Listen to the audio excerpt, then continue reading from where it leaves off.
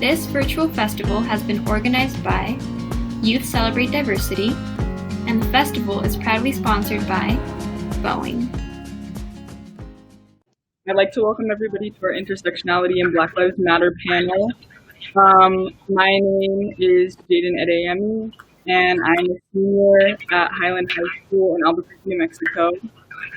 And I'm joined right now by one of my segment production teammates, and we have all of our local panelists. So I will begin by allowing everyone to introduce themselves. If you can say your name, pronouns, and just a little bit about yourself. My pronouns are she, her, hers, and I will pass it on to Rediet. Hi, I'm Rediet Mogus. I'm currently a junior in Aurora, Colorado. And yeah, I'm really excited for this.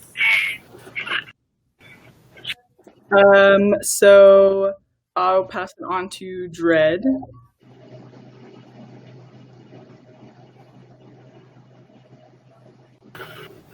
I'm Dred. I'm a woman from out here in Albuquerque.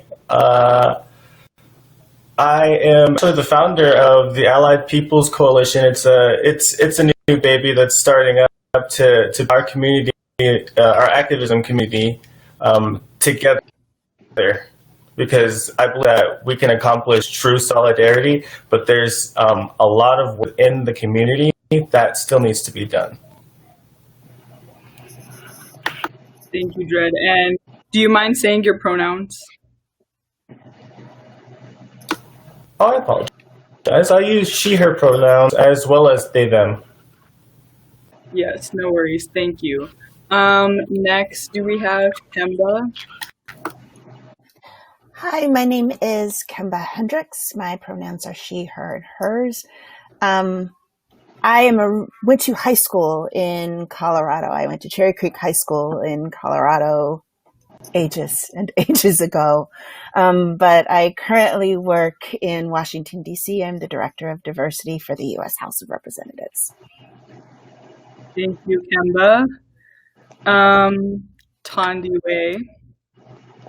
Hello, I'm Tandiwe. I am currently a senior in high school in Albuquerque, New Mexico, and my pronouns are she, her, as well as they, them. Thank you. And I'm not sure we have Rachel Esters on here yet, but we will see if she jumps on. So yeah, I mean, let's just jump into it. The first question that we want to ask you guys today is, what does being Black mean to you?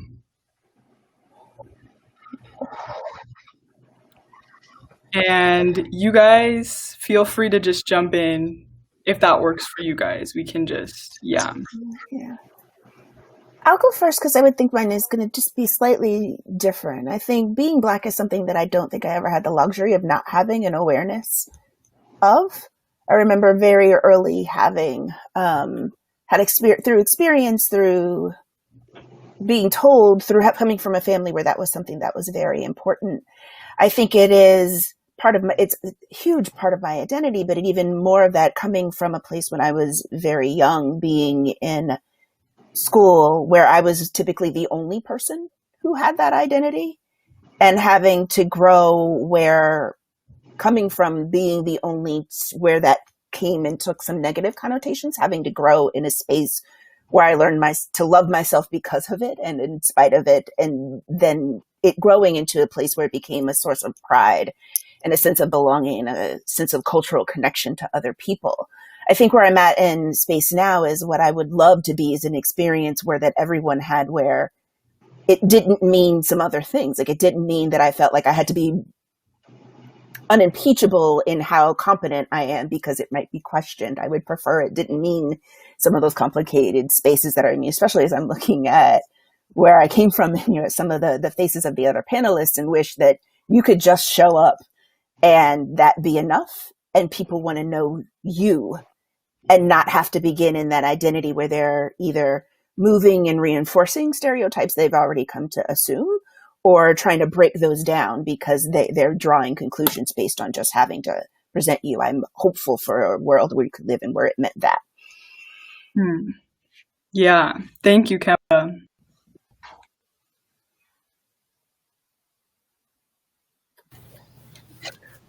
Being Black for me, honestly, my life has been an interesting journey. So I was raised in Belgium, right? So I've only actually been in the United States for about 5 years. My mother was in the United States Air Force, which is why I was raised overseas. And one of the experiences that I had was definitely being the token Black person, like everywhere that I went. And that kind of it made me suppress what I thought was Blackness to a degree where when I was a teenager, I used to speak English just like this because I thought that the people would accept me, you know? And when I moved to the States, I started realizing that the world is inherently white supremacist in just little ways like that, you know? And I started really looking into my culture, and I started, asking my parents in my late teens where we were from, and it turns out we're a nation, right? And I began to take so much pride in being African, in being American, and over the years it's been an experience. Like I don't know if you guys have seen that series Woke on Hulu, but I identified, and the way that he was forced to snap out of his blinders. I went through similar experiences, like really similar experiences when I got to the States. And for me, being Black, it means being the surviving culture.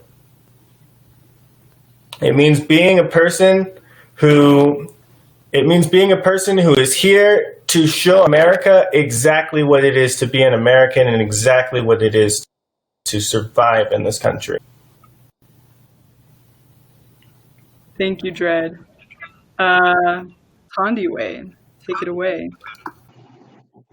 All right. So, being Black, my experience has been just a long journey of self-acceptance, really, because as soon as I left my home, as soon as I was like in preschool, it was a slap in the face, just how different I was from the rest of my peers. And I had a long period of time where I didn't really want to be Black, because being white means that people are going to be nice to me, right? So that was a little bit difficult, and it manifested in a lot of ways up until I was late in middle school, really. I had internalized a lot of anti-Blackness, and it also didn't help that living in Albuquerque, New Mexico, there's a very small percentage of Black people to identify with. So I really had to figure out everything on my own, really. And also, being South African in America, I also have a disconnect with my own culture, kind of, because I didn't grow up speaking the language.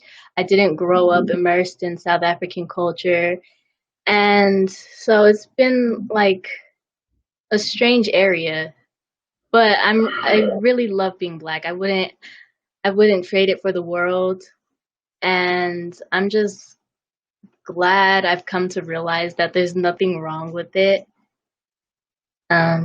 Yeah. And other segment production it has entered. So if you would just like to introduce yourself quickly. Hi, my name is Ria. I'm a senior in high school. I live in Colorado. I'm just excited to be here. Thank you guys all for coming and speaking with us.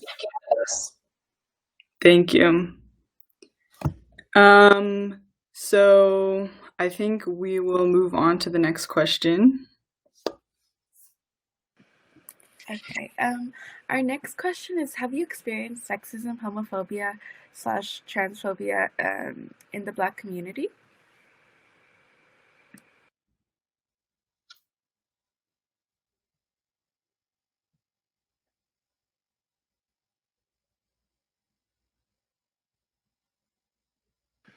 And anybody can go first. I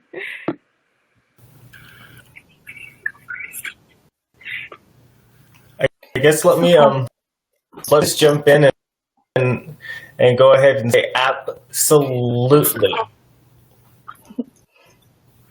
There have been times where I have been unsure of myself simply because of other people's perception of me,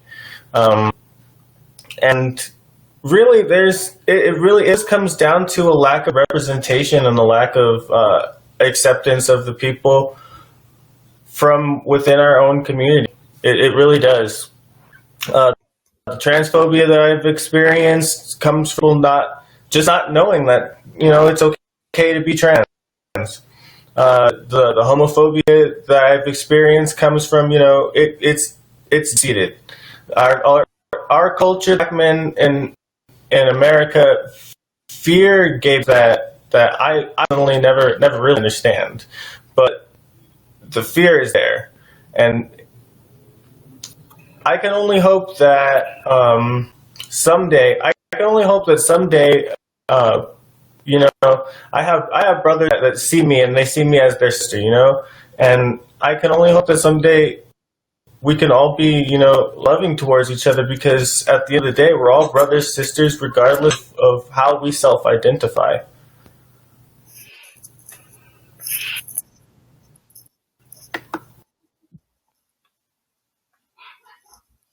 I will say that I have experience, and I will say that there is a space from when I was a senior. I mean, it's been almost 30 years since I was a senior in high school.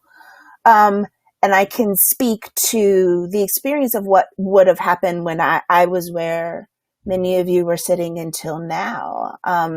This wouldn't have been a conversation that took place, because what would have been centered would have been the comfort and the need or the expression of people who did not share that identity. And I think that sitting where I am now, having lived through that experience, I think it is so important that we look to the growth that people have made, that it is even available to have as a topic, and that there are people who are willing to re-educate themselves and to be learned, and then are open to being, I don't want to say called to the carpet, because I don't think that that's always the best way to get people, but there are people who are willing and care enough about other human beings to be able to make space to learn about their experience in a way that I know it wasn't available when I was coming of age. And I think having been forced either through sharing those experiences and the hurt and the pain through people that I care deeply about, that it forced me to learn and to grow as a person. And to keep that humanness centered at how we go about learning about other people's experiences. I think this is an amazing opportunity for people to really think about it, because there's so much in our culture that's just in the ether, just even in the vocabulary we use and we're comfortable using, that marginalizes people and makes it just unsafe for them to be. And I sit kind of in awe that as 18-year-olds, as young adults, that you are capable of creating a forum for that conversation to even take place. Because I look at adults who are brilliant every day struggle through that process.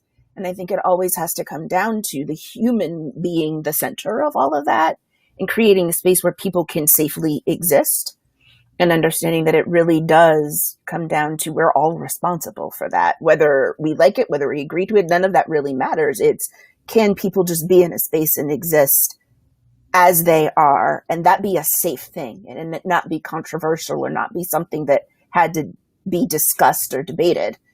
That people could just live in the world as they are, and we work from accepting them as they define themselves. So I sit in awe of you guys who are 30 years ahead of where I was at your age. Thank you.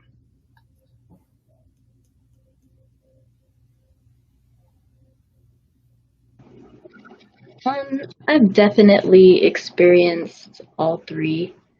And sometimes it be your own family. But I think a lot of it stems from indoctrination. I get a lot of, yeah, I accept them, but they're still sinners, you know? And that is an even deeper issue within the entire Black community that I think needs to be discussed more. And with the sexism, I get a lot of judgment on my behavior in relation to who I will marry in the future. And yeah, reducing me to my future spouse, whoever that may be, instead of seeing me as my own person. So, yeah.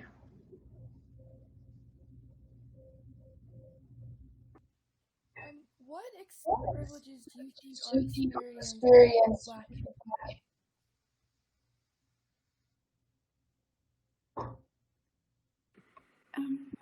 Sorry, I'm having a hard time hearing Rhea. So I'll just repeat the question just in case you guys were also having that hard time. So the question is, what privileges are experienced in the Black community?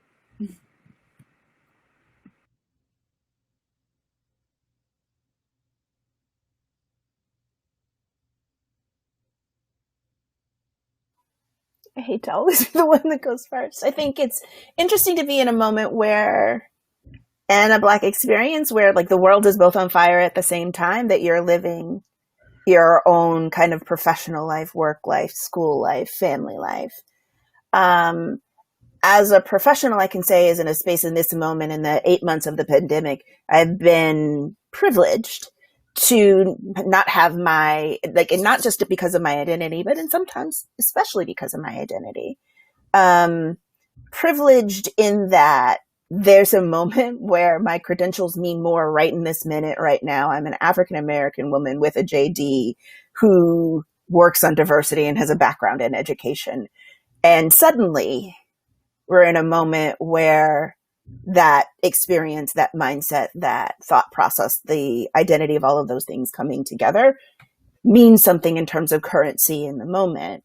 And so professionally, I've experienced a space where I and colleagues that do this kind of work pretty extensively are experiencing a space where I'm looking at my colleagues not being able to keep up with the opportunities that are being provided for them in this moment because it has the world's attention.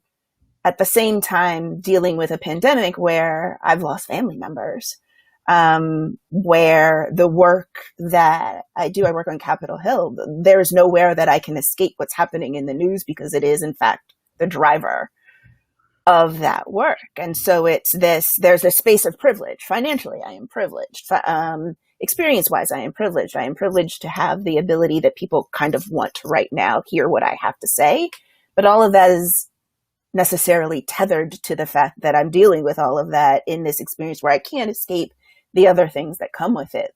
Like I have family members where we're planning funerals around storms because my family is centered between Florida and Texas. And all of those experiences, like where the pandemic started are in cities. Most of my friends and families live in cities and are deeply affected by it. So I think that there's that privilege of understanding what's happening, understanding how to adapt and swing, because there has been that culture of resilience that has been built up over time. But that resilience is necessarily deeply connected to an inability to escape what's happening in the moment.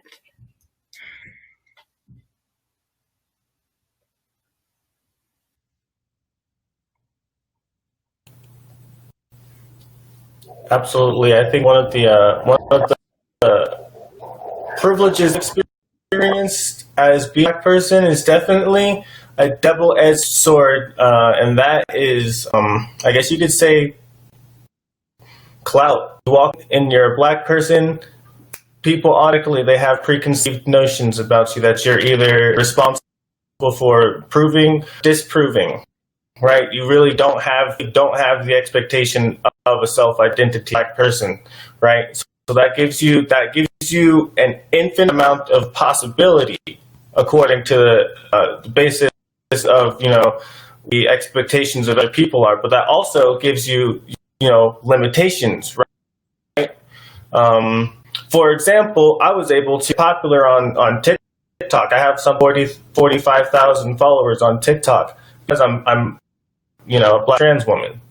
But the TikTok algorithm is known to how can I say, cut down. It's known for censoring and shadow banning, you know, Black trans content and trans content.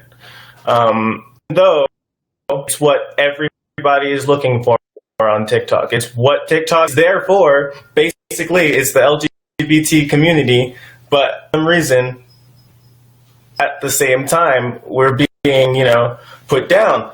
And that's just one of the things that come with being Black. You see, you can be a famous rapper, but at the same time, people will look at you as a thug. You know? And that's just one of the privileges I've experienced. But everything with being Black, from my experience, everything that white people can give you, it also takes something away.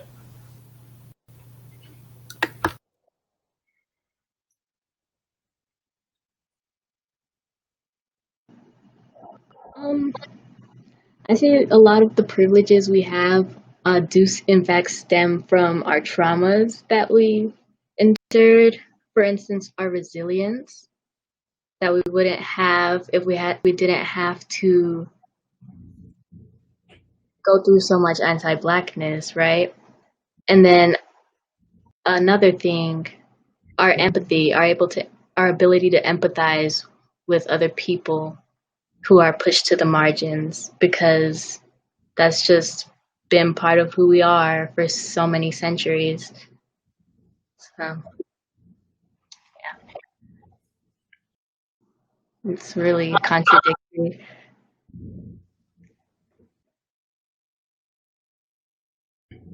Yeah, thank you, everyone. And I just wanted to jump into to share a little bit on this question as well.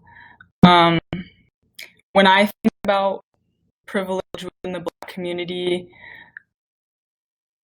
about not right, and often like all shoved into this one box.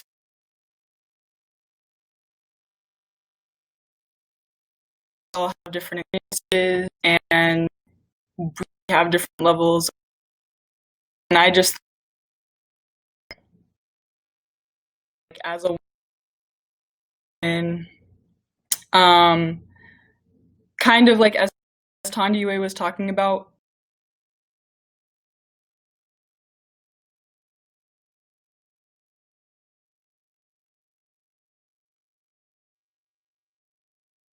just being reduced to like an issue of white supremacy, but I think that there are also like issues within our own community that we need to talk about and hash out to really like find unity. To know what unity is, we have to be able to recognize like trans Black lives, queer Black lives, Black women, because we don't always talk about that. And I think like so often we forget most of the people that we see on the news in terms of like police violence are men, but we don't highlight the stories of Black women, we don't highlight the stories of Black trans women, Black queer people. And so that's my thought about privilege in the Black community. I think there are certain privileges that some Black people do have within that community that we have to be able to recognize if we really want to start a movement.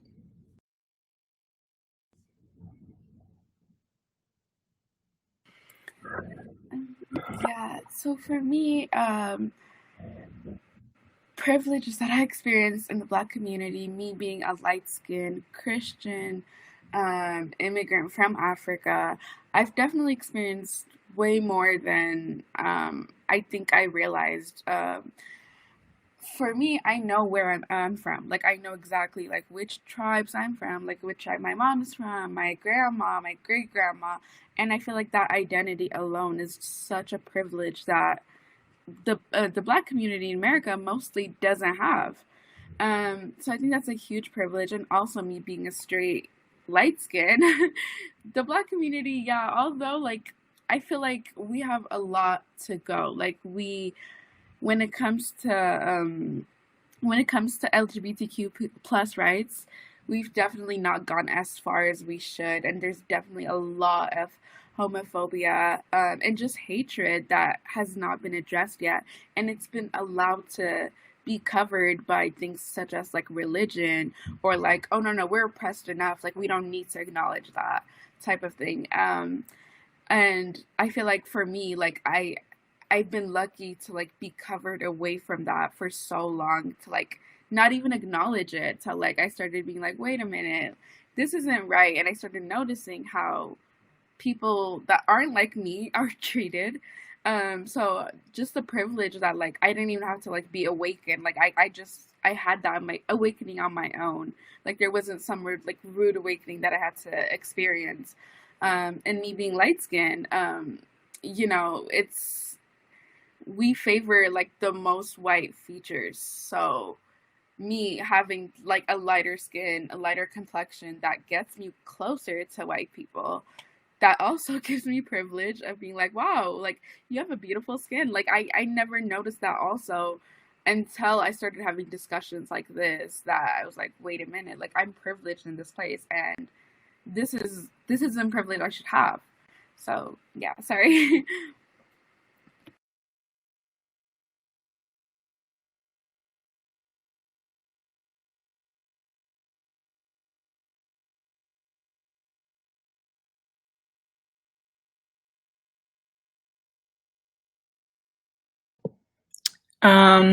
So our next question that we have today is, how can straight and cisgendered Black people be allies to the queer and trans Black community?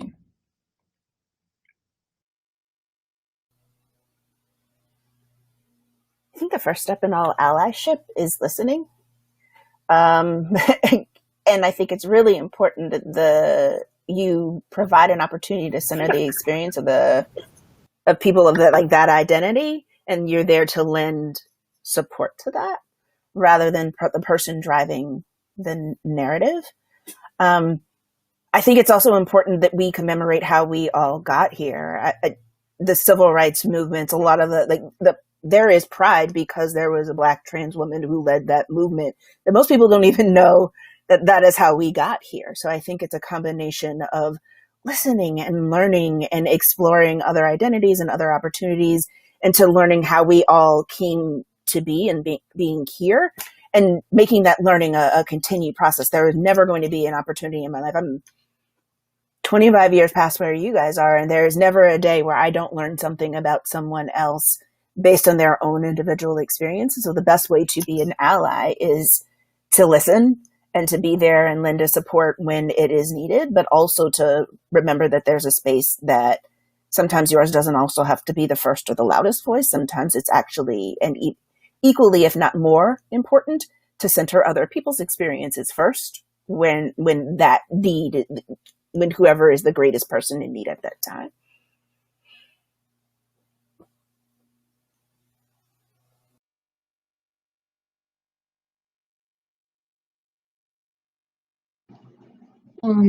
I think another important thing for straight and cis allies to do is, when they see their Definitely, cis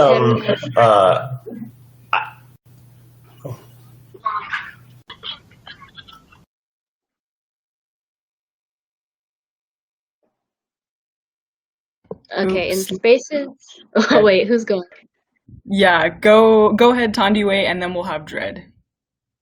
Okay, for cis and hetero people that know that they're going to be in a lot of only cis and only hetero places, I think that they should challenge anti-LGBTQ rhetoric wherever they are. Because if you're going to be an ally, you have to be an ally 24/7. It's not a hobby. You can't treat it like it's a badge of, like a seal of approval. I don't know. A stamp to collect on your decent person sash.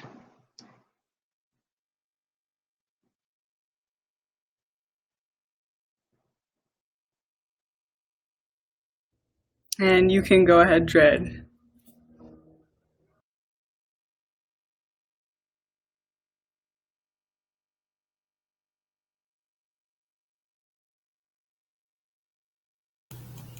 Definitely, one thing that, thank you. Definitely one thing everybody can focus on is inclusion. Inclusion, that easily, if you bring it up, of any questions. For example, I've seen a lot of leadership, a lot of leadership groups, a lot of active groups that have no representation and no inclusion for LGBT or trans communities at all, and that in and of itself presents, it creates a vacuum of representation, and that vacuum of representation perpetuates the issue of of the ignorance.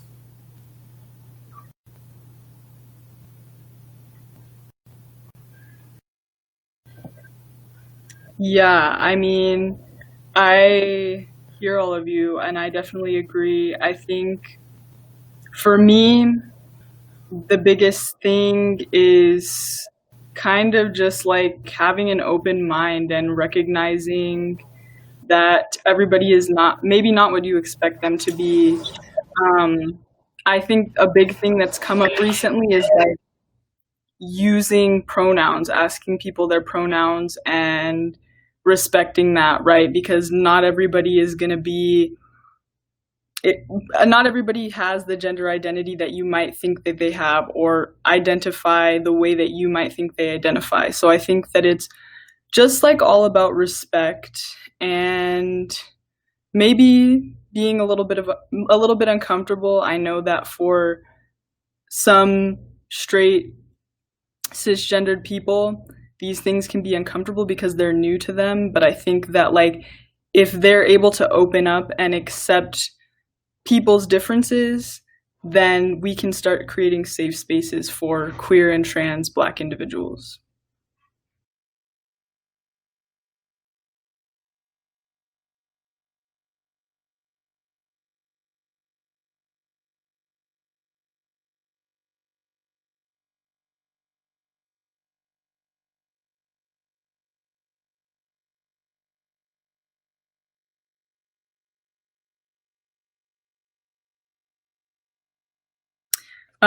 So our next question for the panel. Oh, my bad. Do you want to go ahead?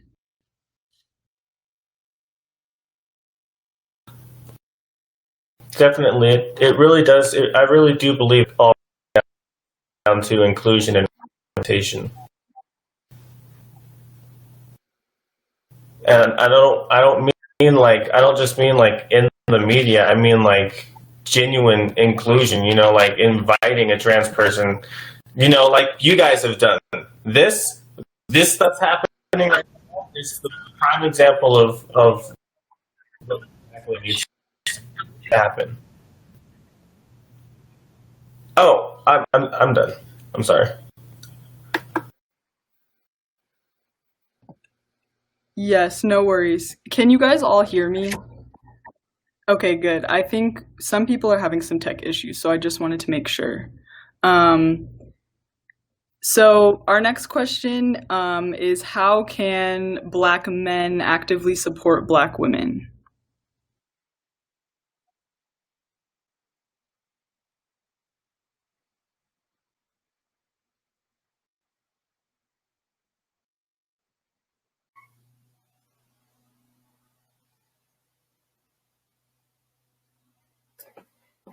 think a key to supporting anyone, as I said before, is it's listening, but I think it's also recognizing that we are all only as strong as the person who is most vulnerable. So if that means that the people who are always showing up, always putting their life, always putting their life, always putting their voices, always putting their bodies on the lines because they don't have the choice not to, I think it becomes very important that when those people then show up, and I'll use a couple of examples, media examples.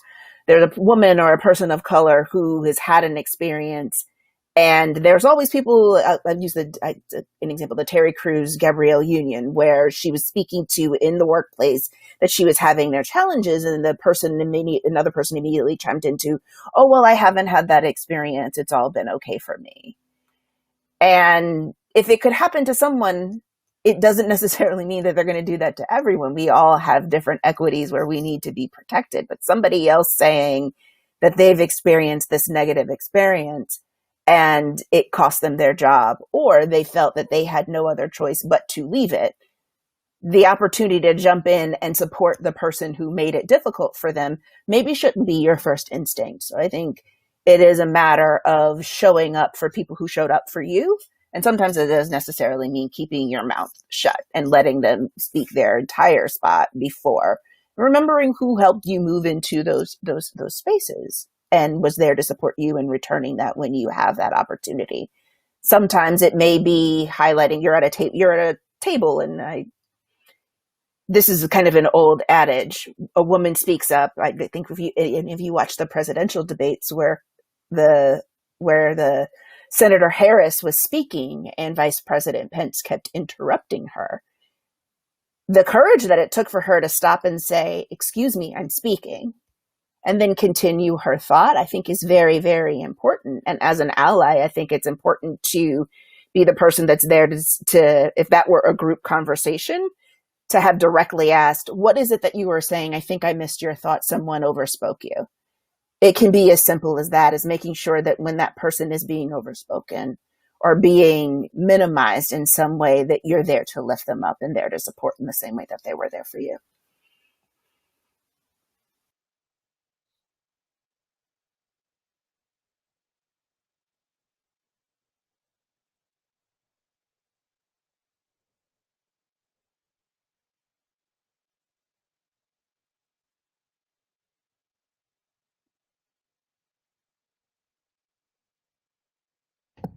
And really quickly, I just want to let everyone know that we have about 5 minutes remaining. So yes, just throwing that out there.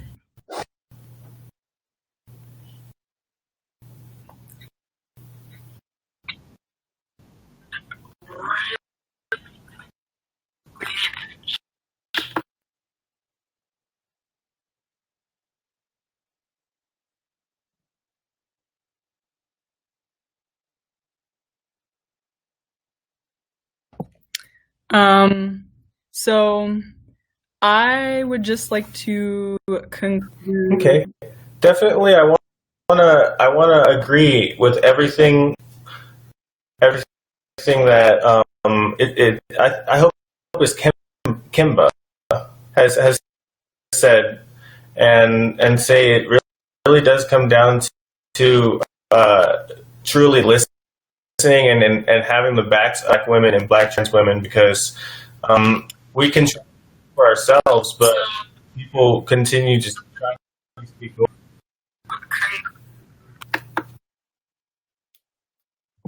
I'm sorry about the lag. Yeah, no, it's okay. We're having some tech issues, but go ahead and continue.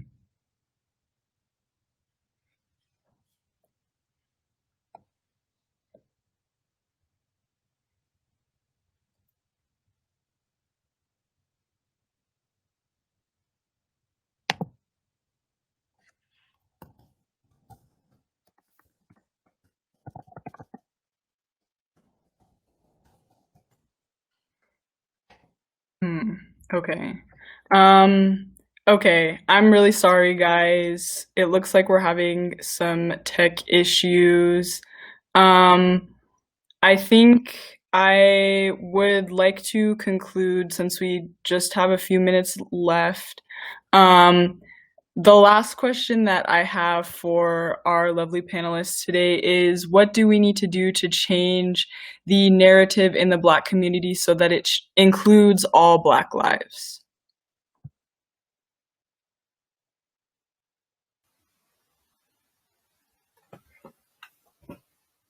I think education has to be a big part of that. Not understanding how the stratification of difference impacts how we experience. Really, what we're all doing is we're competing to be in that space of privilege, rather than looking at privilege as something that is not so zero sum that we have to fight over it, but that power, that opportunity could be expanded, and we could all have some. Some of that is going to come from it. The easiest place for me, maybe because my background is in teaching, is to think about in education and to look at each of you who are actively doing this work already very early in your experiences, and taking the opportunity to learn about others, taking and building that muscle of having challenging conversations where you dig a little deeper and push yourself to realize that you may not have all of the answers, and it necessarily requires you to listen and learn from others. And pushing people like me, pushing adults that on the spaces that we need to grow. I admire the work that you're doing so much. It gives me joy, but it also gives me hope that I have a child now. I'm hopeful that she won't have to experience the same things that I did growing up, and looking at you who are already doing that work at such a young age makes me hopeful that it will be better for her.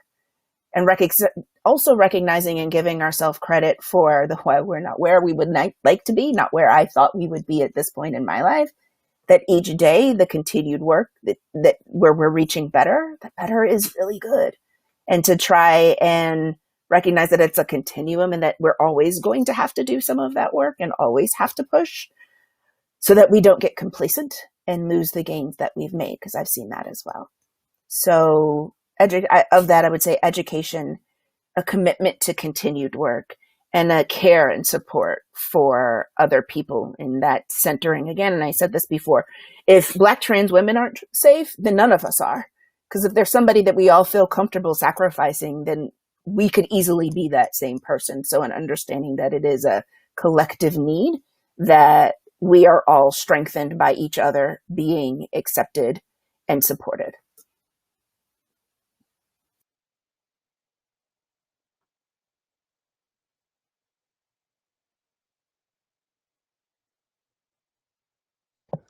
Can I get Tandiwe to jump in? I think a huge part of unifying the Black community is understanding that we don't want to be in the place of the oppressor. We want to get rid of the whole system of oppression.